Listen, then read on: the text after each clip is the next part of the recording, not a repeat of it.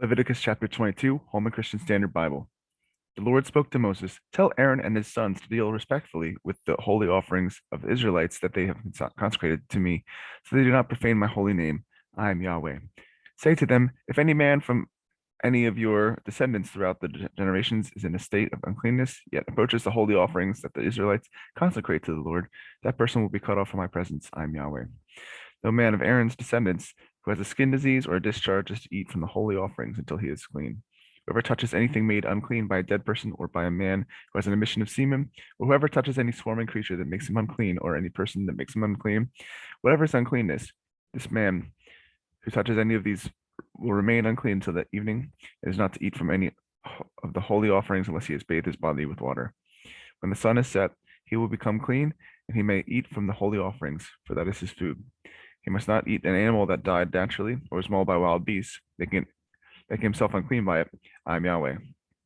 They must keep my instruction, or they will be guilty and die because they profane it. I am Yahweh who set them apart.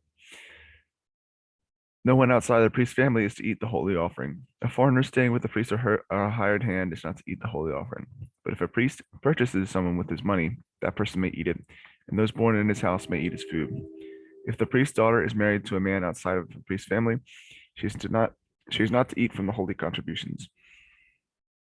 But if the priest's daughter becomes widowed or divorced, has no children, and returns to her father's house as in her youth, she may share her father's food. But no outsider may share it. If anyone eats a holy offering in error, he must add a fifth to its value and give the holy offering to the priest. The priest must not profane the holy offerings the Israelites give to the Lord by letting the people eat their holy offerings and having them bear the penalty of restitution. For I am Yahweh who sets them apart. Then the Lord spoke to Moses, "Speak to Aaron, his sons, and all the Israelites, who tell them, any man of the house of Israel or the foreign residents in Israel who present his offering, whether they will present his free will offerings or payment of vows to the Lord as burnt offerings, must offer an unblemished male from the cattle, sheep, or goats in order to be accepted. You are not to present anything that has a defect, because it will not be accepted on your behalf. When a man presents a fellowship offering, fellowship sacrifice to the Lord to fulfill a vow, or as a free will offering from the herd or the flock, it has to be unblemished to be acceptable. There must be no defect in it.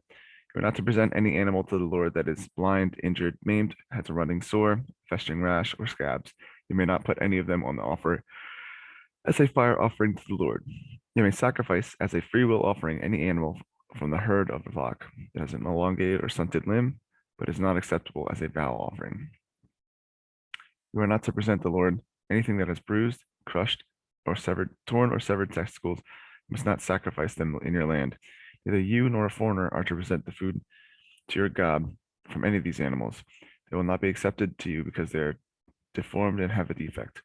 Then the Lord spoke to Moses, when an ox, sheep, or goat is born, it must remain with its mother for 7 days. From the 8th day on it will be acceptable as a gift, a fire offering to the Lord. But you are not to slaughter an animal from the herd or the flock on the same day as its young. When you sacrifice a thank offering to the Lord, sacrifice it so that you may be accepted. It is to be eaten on the same day. Do not let any of it remain until morning. I am Yahweh. You are to keep my commands and do them. I am Yahweh. You must not present my holy name. I must be treated as holy among the Israelites. I am Yahweh, who sets you apart, the one who brought you out of the land of Egypt to be your God. I am Yahweh.